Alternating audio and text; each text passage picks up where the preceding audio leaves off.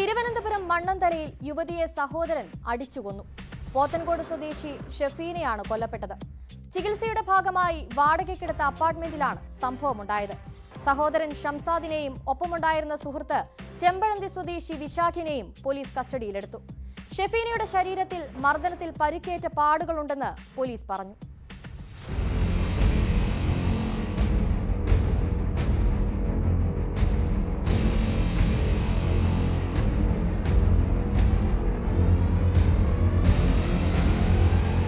ഈ മാസം 14-നാണ് 31-കാരിയായ ഷെഫീന മണ്ണന്തലയിൽ താമസത്തിന് എത്തിയത്.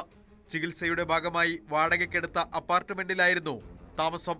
ഷെഫീനയുടെ മാതാപിതാക്കൾ അപ്പാർട്ട്മെന്റിൽ എത്തിയപ്പോഴാണ് യുവതിയെ കട്ടിലിന് താഴെ കിടക്കുന്ന നിലയിൽ കണ്ടത്.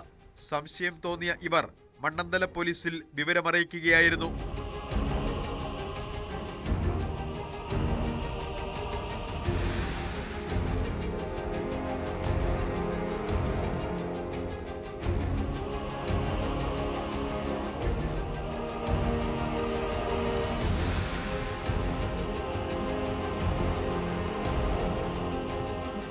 സഹോദരൻ ഷംസാദ് യുവതിയെ അടിച്ചുകൊല്ലുകയായിരുന്നുവെന്നാണ് വിവരം. ഷംസാദും സുഹൃത്ത് ചെമ്പഴന്തി സ്വദേശി വിശാഖും അപ്പാർട്ട്മെന്റിലുണ്ടായിരുന്നു.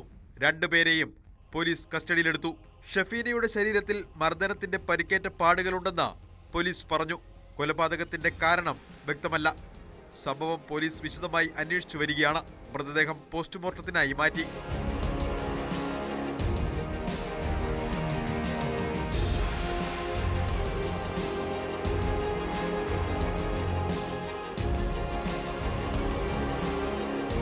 ന്യൂസ് 18 തിരുവനന്തപുരം.